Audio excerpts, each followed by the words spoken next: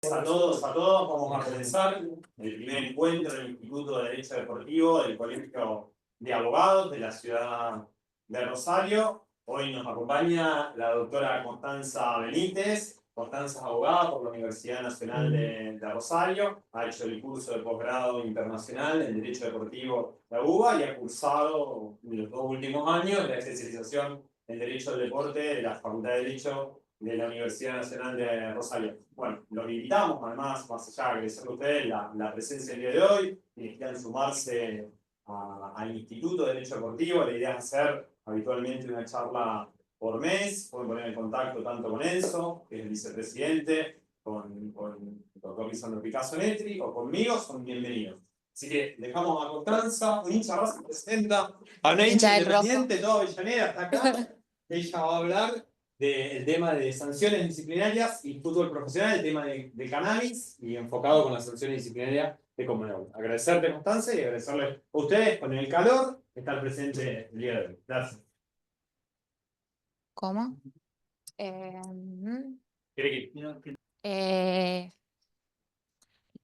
Si bien la charla tiene más un enfoque jurídico, acá inaugurando el instituto, gracias Germán por la presentación antes que nada, la idea es no enfocarnos solamente en normas y reglamentos, porque la verdad que esos son de fácil acceso en internet, todo lo que sea...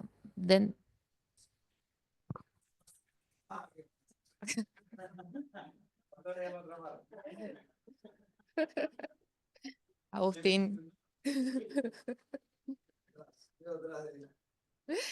Bueno, continúo.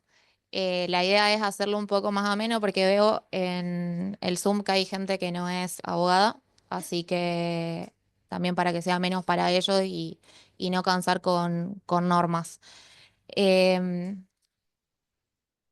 la idea es hablar de un poco de lo que es el mundo del doping, de las sanciones disciplinarias que existen, especialmente en Conmebol, y sobre lo que son el cannabis, que sería una sustancia de abuso. Para empezar y hacer un marco normativo, tenemos acá en la primer filmina lo que es la UADA o AMA, que sería la Agencia Mundial Antidopaje. Esta agencia es la que regula todo lo referido a el doping a nivel mundial. Ya en el 2003 sancionó el primer Código Mundial Antidopaje, que fue sufriendo diferentes modificaciones hasta la última, que es en el año 2021. También tiene el reglamento antidopaje y la lista de prohibiciones. Todo esto después decanta en el resto de las asociaciones federativas de la diferente disciplina, no solamente del fútbol, sino de atletismo, básquet, vóley, tenis, cualquier deporte está sujeto a estas normas. Nada más que sus asociaciones adoptan las propias, que son en definitiva réplicas de lo que sanciona AMA. De respecto a la lista de prohibiciones, que es una de las cuestiones más importantes porque es así, rige para todos por igual, para cualquier disciplina. em, bueno, de las tres, es la única que va sufriendo modificaciones, o sea, está en constante revisión en forma anual por diferentes expertos de AMA o de la UADA. Ellos son expertos en farmacología, en bioquímica, en medicina del deporte, en asuntos regulatorios, bastante interdisciplinario y se van enfocando en diferentes aspectos cada uno de ellos. Bueno, voy a pasar primero acá, que es la lista que venía hablando de las listas de prohibiciones. Ahí vamos a encontrar tanto sustancias como métodos prohibidos dentro y fuera de la competencia. Son varias las clasificaciones, yo no voy a entrar en eso, pero o sea, hay sustancias y métodos específicos, no específicos, dentro y fuera de la competencia. Cada uno tiene sus propias sanciones. Para hacerse una sustancia, un método, tiene que ingresar dentro de la lista de prohibiciones, tiene que cumplir dos de estos tres requisitos, que son, el primero, ahí dice aumento, es que aumente o tenga potencial de aumentar el rendimiento deportivo del atleta, que tenga riesgo real o potencial para la salud del deportista. Esto tiene que haber evidencia médica o pruebas científicas que lo avalen. Y el tercero es que vulnera el espíritu del deporte, que esto ya directamente se encarga el grupo de expertos ético de la AMA y queda a discreción de la UADA de definir si violenta el espíritu del deporte o no. Generalmente es cuando afecta a grupos como la salud, la educación, la excelencia del deporte, se basan en esas cuestiones. Em, el cannabis, que de lo que vamos a hablar, después más adelante ya me voy a explayar más, pero cumple con dos de estos requisitos, por eso que hoy en día sigue estando presente dentro de la lista de prohibiciones. Es cumple el requisito de riesgo real o potencial para la salud del deportista y vulnera el espíritu del deporte.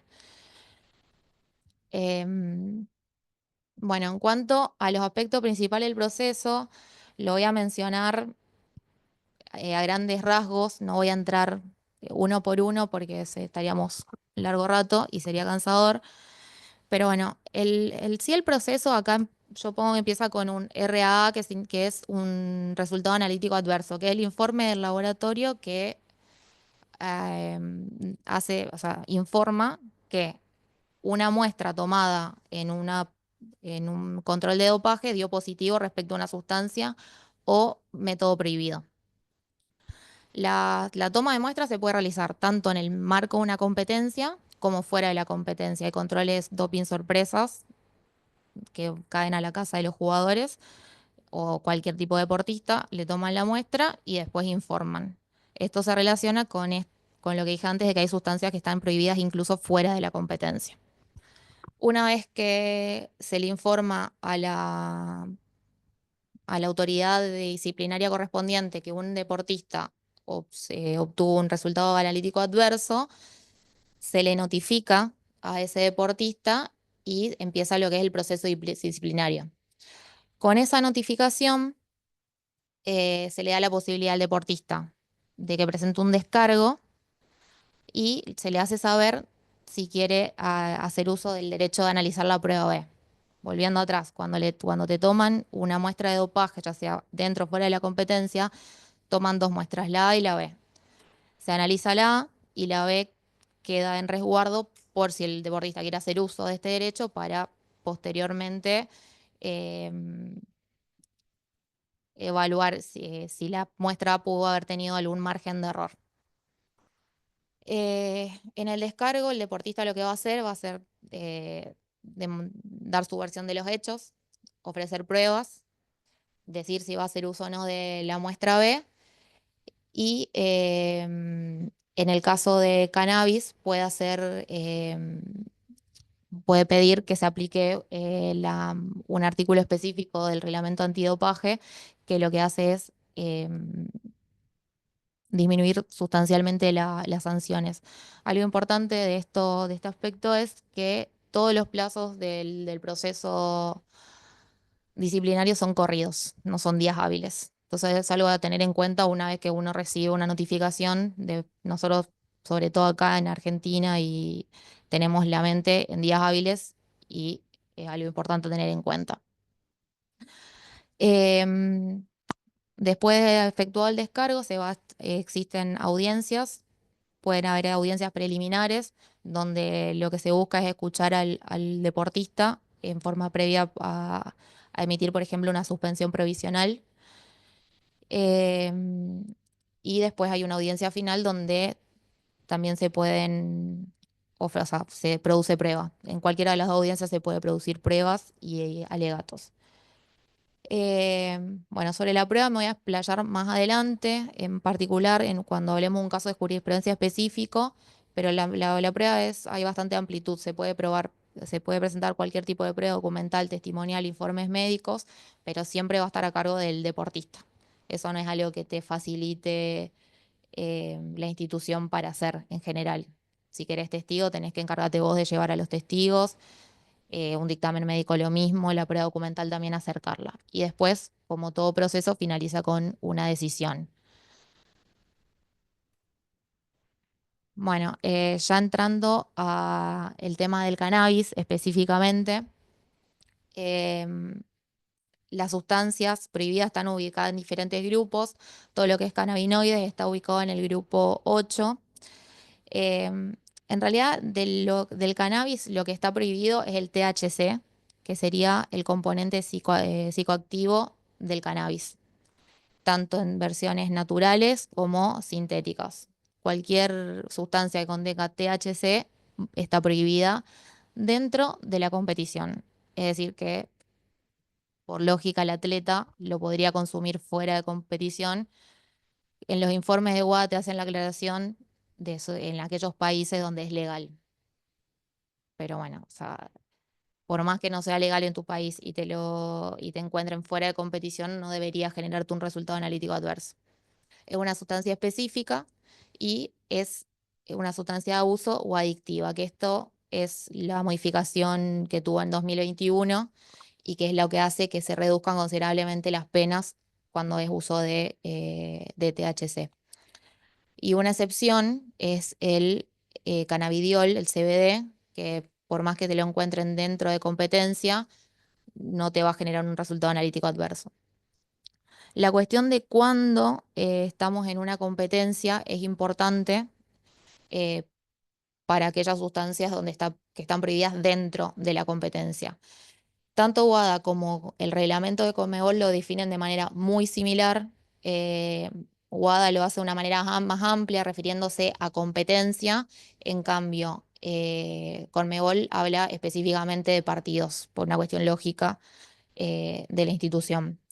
Entonces, en competencia, o sea, la competición comienza desde las 23:59 horas del día anterior al inicio de la competencia o al día del partido, en su caso, y finaliza una vez concluida, ya sea la prueba o el partido y el proceso de muestras. O sea, si un jugador fue elegido para una toma de muestra, hasta tanto no finalice esa muestra, no va a estar concluida la competición y te puede dar un resultado analítico adverso.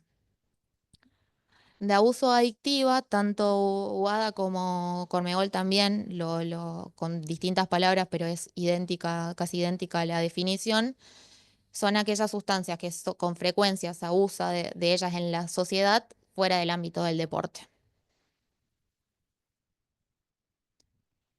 Eh, bueno, en cuanto a la evolución histórica que tuvo el cannabis, hasta 2012 eh, el umbral permitido era de 15 nanogramos por milímetro de concentración de la sustancia en orina. ¿Esto qué significa? Que había muchísimas sanciones eh, por el uso de cannabis, porque era muy bajo el umbral. A partir ya de 2013, y esto gracias a lo que dije antes de la revisión que se hace de la lista de prohibición, generalmente eh, originada por los diferentes grupos de interés que presionan para que se revise, o sea, algunos quieren que se revise constantemente en orden a aumentar los límites al límite del umbral y otros para que directamente se elimine esta sustancia de la lista de prohibiciones. Em, Aumentó a 180. Eso hizo que se disminuya el grado, la cantidad de sanciones por este tipo, por el uso de estas sustancias. Respecto a los grupos de interés, es interesante saber que hay hasta federaciones nacionales que piden la eliminación y grupos de atletas y demás. En 2018 hubo otra modificación importante en la lista cuando fue que se elimina el cannabidiol, CBD, que es lo que vimos antes, y en 2021 ahí es donde viene la gran reforma que incorpora a esta definición de sustancia de abuso y disminuye considerablemente las sanciones por el uso de estas sustancias en competencia, eh, cuando, o sea, te lo descubren en competencia. Antes de 2021, las sanciones iban de 2 años, de 2 a 4 años. A partir de 2021, las sanciones se redujeron a 3 meses, con posibilidad incluso de bajar la sanción a un año, a un mes en caso de que se ingrese a un programa de rehabilitación. Hoy en día hay un nuevo proceso de revisión del Código Antidopaje Mundial, que ya viene de 2023, que eso lo voy a contar al final de la charla, pero también hay implicancia en cuanto al uso de cannabinoides.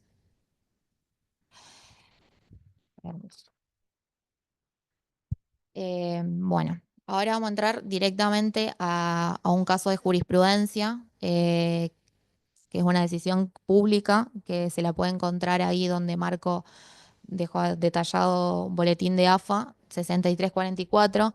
La decisión de este caso la toma Conmebol, pero es obligación de Conmebol notificar tanto al jugador de la decisión, al jugador, a su club de registro, como a la asociación miembro. En ese momento, cuando fue sancionado, Juan Bautista Miritelo se encontraba militando en el Club Defensa y Justicia, afiliado a la Asociación de Fútbol Argentino, por lo que Conmebol tuvo que notificar y directamente AFA lo publica en su boletín. Se trata de un partido de la fase de grupos de la Copa Conmebol Sudamericana, que la disputó Defensa y Justicia contra América, ¿te acuerdas? América Mineiro, se me ha ido el nombre, de Brasil. Em, Miritelo sale seleccionado como uno de los jugadores a los que hay que hacerle un control de dopaje. Él accede, se le toma la muestra, eso se manda a un laboratorio que está aprobado por WADA, no se manda la muestra a cualquier laboratorio, sino hay una lista específica con diferentes estándares que tienen que cumplir.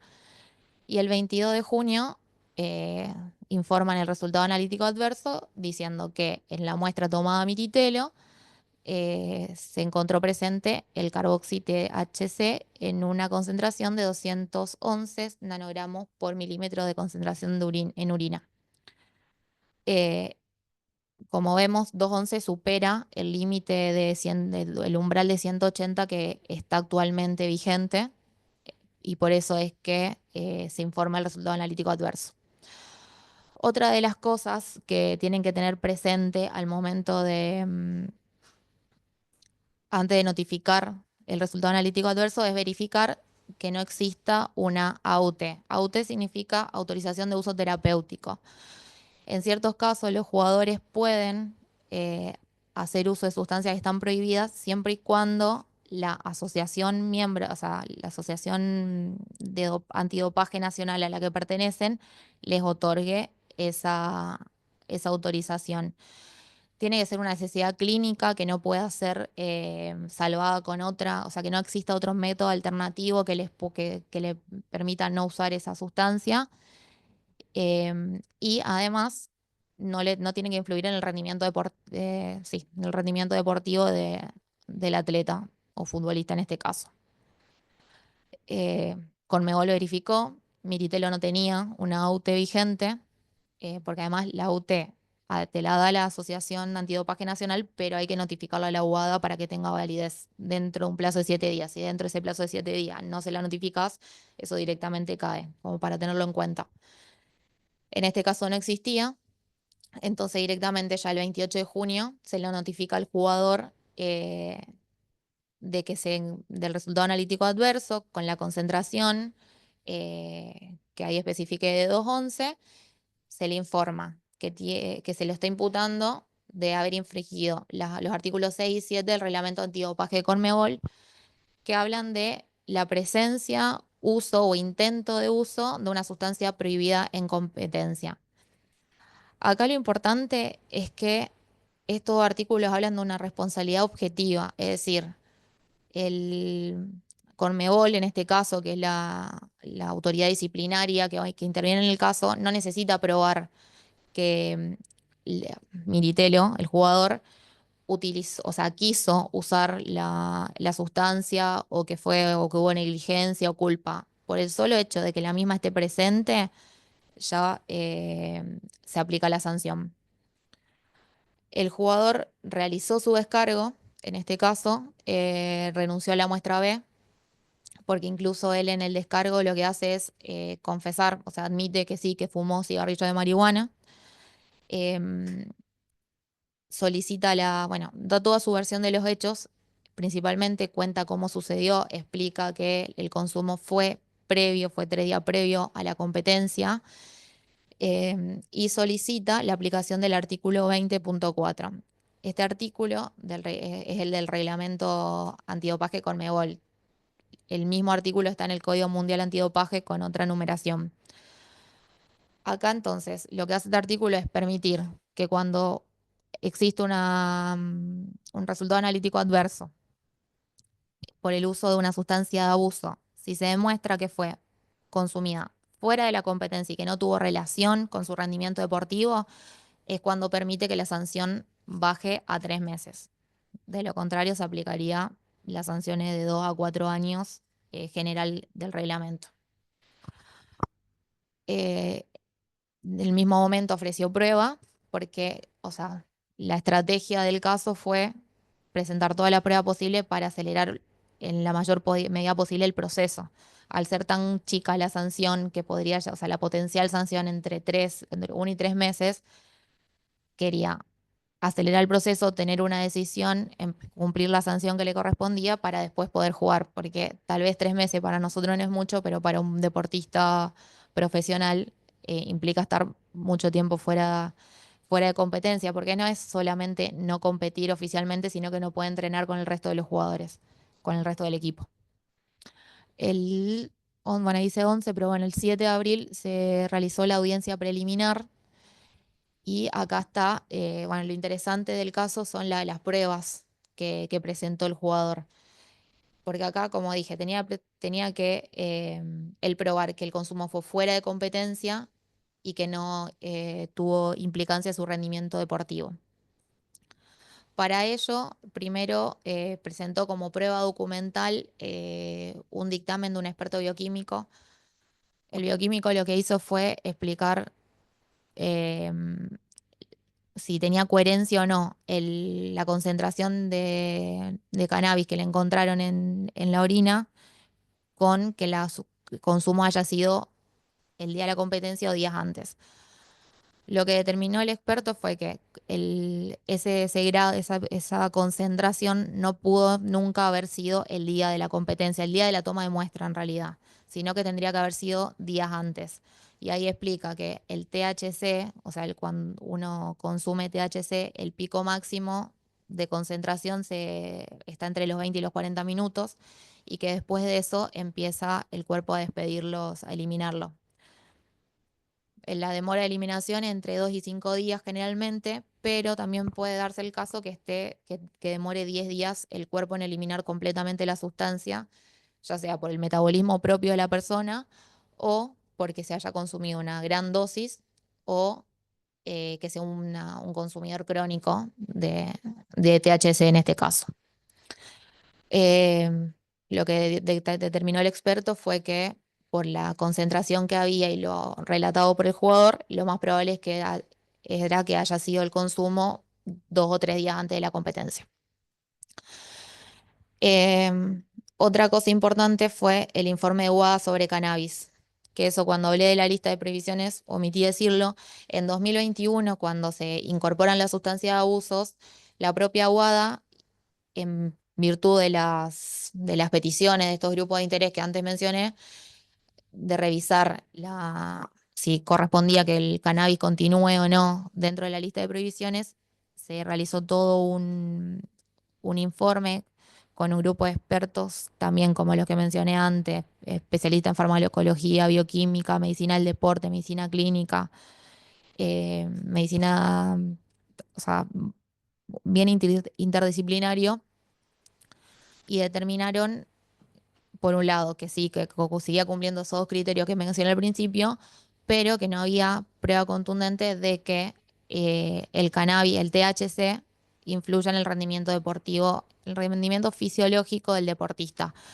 Lo que quedó sin concluir es en cuanto a lo neurológico, que eso sí, ahí siguen haciendo estudios constantemente, específicamente en cuanto a la implicancia del THC en la, la parte neurológica de los deportistas.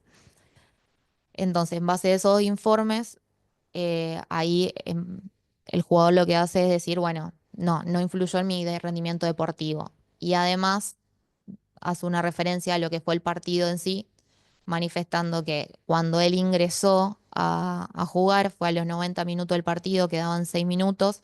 El resultado ya estaba definido, 3-2 a favor de Defensa, no salió jugador del partido, no tuvo un premio individual, por lo tanto era evidente que la sustancia que estaba presente no influyó en su rendimiento deportivo.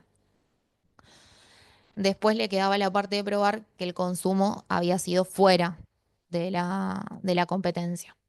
Él en su relato menciona que al estar Defensa y Justicia eh, compitiendo en dos torneos a la vez, tanto el nacional como el internacional de Conmebol, generalmente cuando eso sucede juegan muchos partidos seguidos, venían jugando 2 partidos por semana, que él estaba con poco tiempo libre, que no podía ver a sus amigos.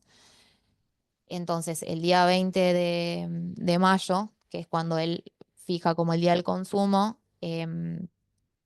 manifiesta que habían vuelto a jugar justamente con Rosario Central, entrenó el 20 con el equipo y se fue a la casa de sus padres, invitó 2 amigos, uno de los cuales había cumplido años hace poco y que él no había podido estar en el festejo.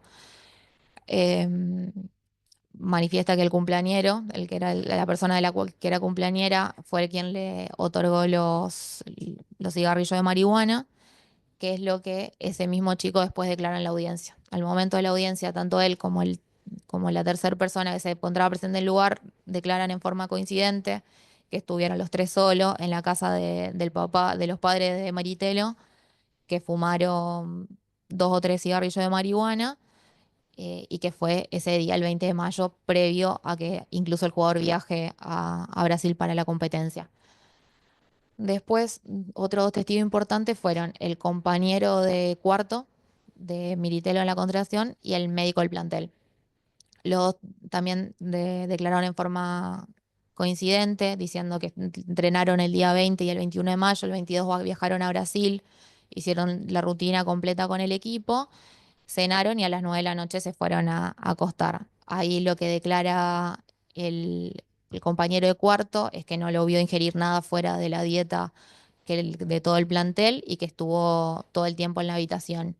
El médico, por su parte, declara lo mismo y eh, dice específicamente que él hace una ronda por todos los cuartos para verificar que los jugadores estén en sus respectivas habitaciones y que sí, que Militelo estaba, que no vio nada fuera de lo normal. Por su parte, el presidente del panel, en ese momento que está en la decisión, le pregunta específicamente al compañero de cuarto si el médico pasó, que también dice que sí, que el médico pasó por la habitación. Entonces, eh, lo toman en virtud de todas las pruebas, que era muy probable que el consumo haya sido fuera de competencia.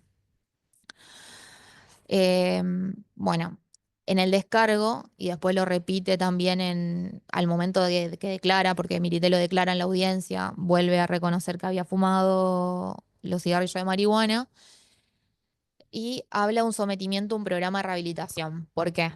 Porque, como dije antes, esos 3 meses se pueden reducir a uno si el jugador se somete a un programa de rehabilitación. Entonces esto ya había manifestado en su descargo, lo vuelve a repetir en la audiencia.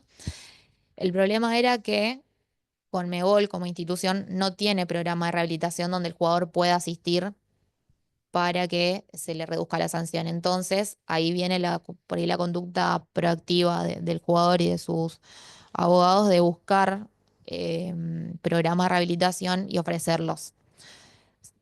Se presenta un escrito, propone 2 programas de rehabilitación, uno en forma presencial, uno de manera virtual que la comisión los pone a revisión de la comisión antidopaje, o sea, la comisión disciplinaria consulta con la comisión antidopaje de Conmebol para que elija uno de los 2 programas.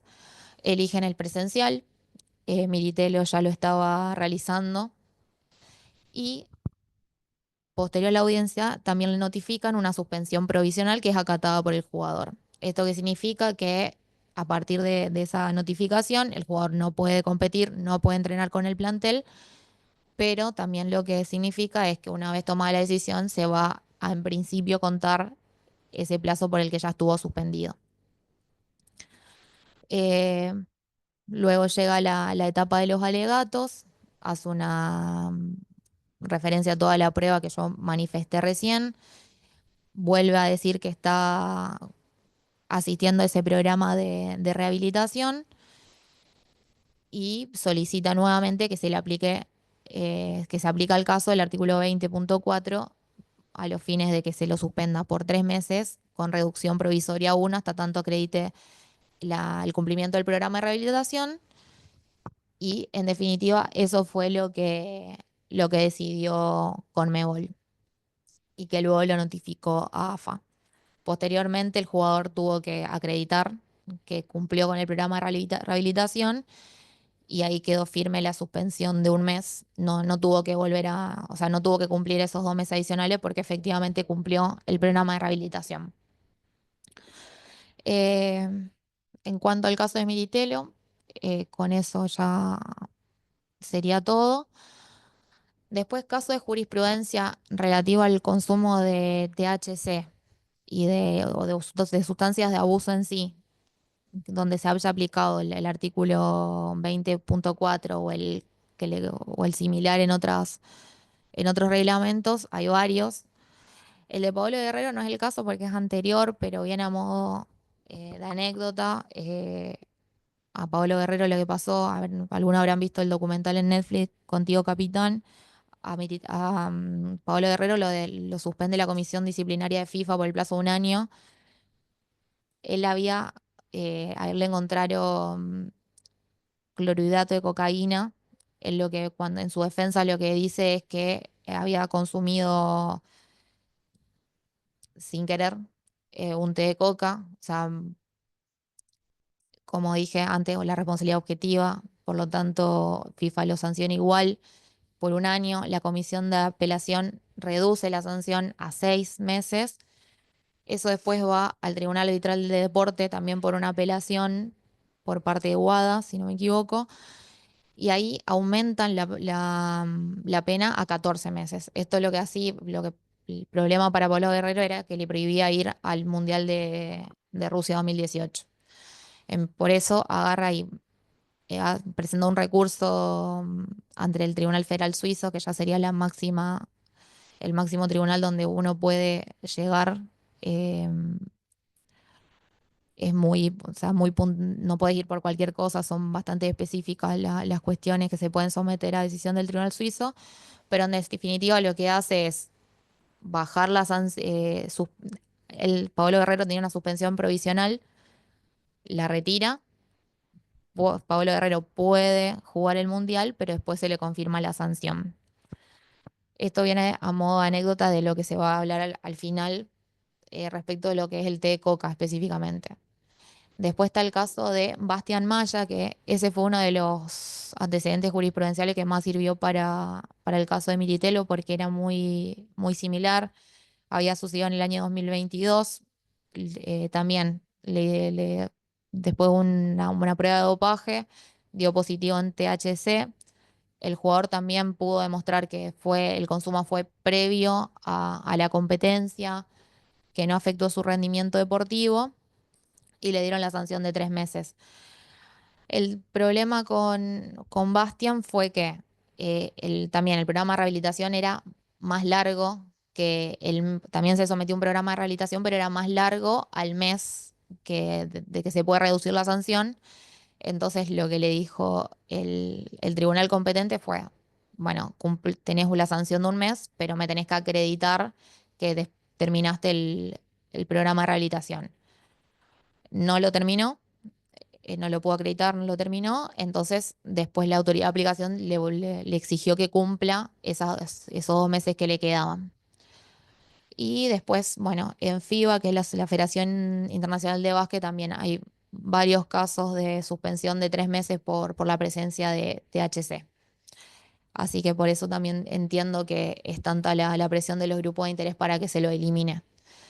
Incluso con el uso de CBD, lo que advierte WADA es que por más que sea CBD, muchas veces está la presencia de THC y por error o por equivocación del deportista lo consume y después se ve sometido a las sanciones. En cuanto al estado actual de lo que comentaba al principio, de que hoy se está revisando el Código Mundial Antidopaje, esto viene ya desde el año 2023, con diferentes fases. Actualmente están en la tercera fase. O sea, primero hubo una fase de consulta con los diferentes grupos de interés, se redactó un primer borrador, hubo una segunda fase de consulta con un segundo borrador y ahora, hasta el 30 de mayo más o menos, están en la tercera fase de consulta en base a ese segundo borrador y luego ya va a quedar la versión definitiva del código, que está previsto que se la trate y apruebe ya a fin de este año. El nuevo código recién entraría a regir en enero de 2027. ¿Por qué tiene interés en la charla? Acá los grupos de interés lo que plantearon, los cuestionamientos que le hacen a la cuestión del cannabis, es que al tener una potencial sanción de un mes, muchas veces es muy corto el plazo que tiene la autoridad de disciplinaria para procesar el caso, porque es muy difícil que en un mes, generalmente los procesos disciplinarios suelen durar 6 meses en promedio, que puedan resolver el caso, hasta puede pasar tanto ese periodo, un mes, como hasta la sanción entera de 3 meses que le puede llegar a aplicar al jugador. Después consideran que no es práctico, bueno, muchas veces no sirven los programas de rehabilitación, que no tiene sentido mandar a un jugador, a un deportista, a hacer un programa de rehabilitación por una infracción, por el uso de una sustancia de abuso, y que en otros casos, como por ejemplo la ingesta del té de coca, no tendría ningún sentido mandar a una persona a un programa de rehabilitación. Entonces, el segundo borrador lo que se propone es que en caso de un resultado analítico adverso con la presencia de una sustancia de abuso, directamente sea una sanción estándar de 2 meses, sin necesidad de ingresar a un plan de rehabilitación, pero también sin posibilidad de reducir. O sea, ya no estaría mal la posibilidad de reducir la sanción a un mes. Y en caso de una segunda infracción, directamente se estipularía una suspensión de 4 meses al jugador, pero ahí sí tendría la posibilidad de, ingresando a un programa de rehabilitación, reducir a 2. O sea, no le piden que complete el programa, simplemente que ingrese a un programa de rehabilitación. Y después, en caso de segunda infracción, por ejemplo, en el caso de ingesta de coca, directamente le dan la posibilidad a la autoridad disciplinaria de reducir la sanción a 2 meses sin que tenga que ingresar a un programa de rehabilitación. Em, Esto cambia bastante con lo que hay hoy porque con el código actual no existe la reincidencia como agravante en el uso cuando se trata de sustancia de abuso. En el resto de la sustancia sí, en el de la sustancia de abuso no. Si tenés una segunda infracción por el uso de sustancia de abuso, se te aplica la misma sanción, 3 meses con posibilidad de reducción a un mes. Y eso es todo. Bueno, no sé si alguien tiene preguntas. En el Zoom creo que no.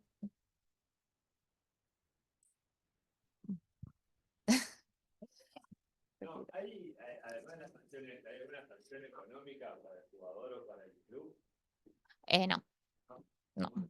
En estos casos no. Si hubiese recibido algún premio individual, sí posiblemente se lo retiren, pero no, económica no. No sé, ¿vos tenés conocimiento? Sí.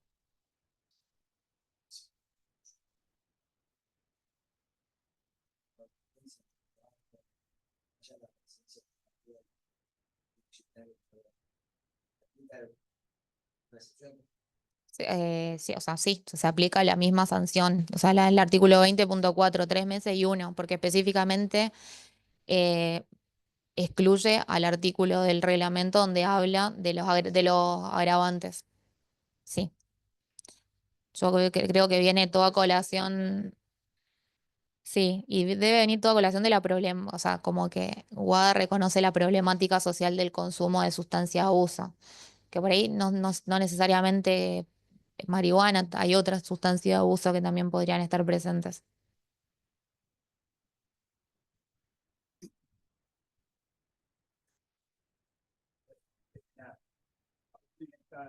tipo de instancia en el cual de las tres no cumple justamente la que es la parte De rendimiento. O sea, bueno, o sea, tiene ah, no, que eso que sepa no, y me parece que va más enfocado, o sea, el jugador obviamente puede entrenar por su parte, pero no puede entrenar con el plantel, que fue lo que le pasó, por ejemplo, hace poco al Papu Gómez, que, o sea, él tuvo bastante tiempo suspendido.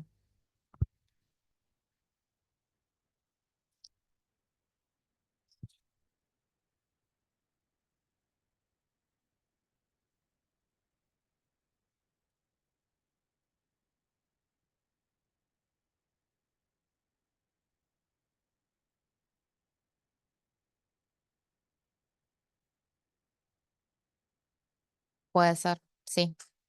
Porque una de las cosas que dice el informe de los expertos de WADA es la, en el deporte hay muchos jóvenes. O sea, la gran población de los deportistas es un grupo joven. Entonces, como que no lo dice de esa manera, pero estarías como mal influyendo. Siempre van a buscar el juego limpio. O sea, después lo de la percepción que cada uno tenga del consumo no es otra cosa. Pero bueno, desde WADA, sí.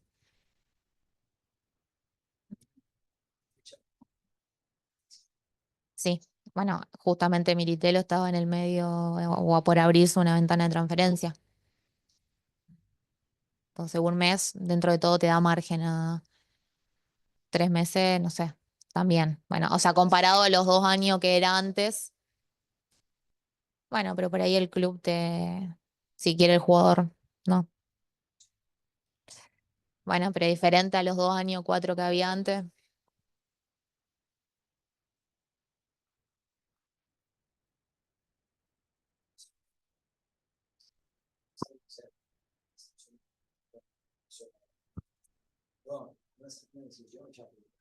Claro,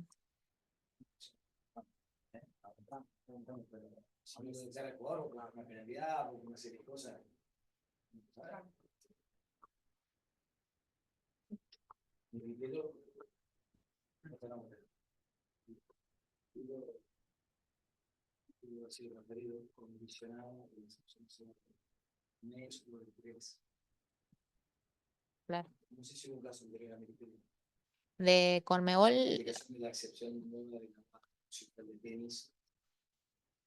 no, o sea, por lo menos yo que estuve investigando para acá, en Conmebol no vi otra y tampoco mencionan ahí mismo, o sea, en el fallo se mencionan los otros antecedentes, pero no de Conmebol, que si existiera de Conmebol, entiendo que lo hubiesen citado, pero no.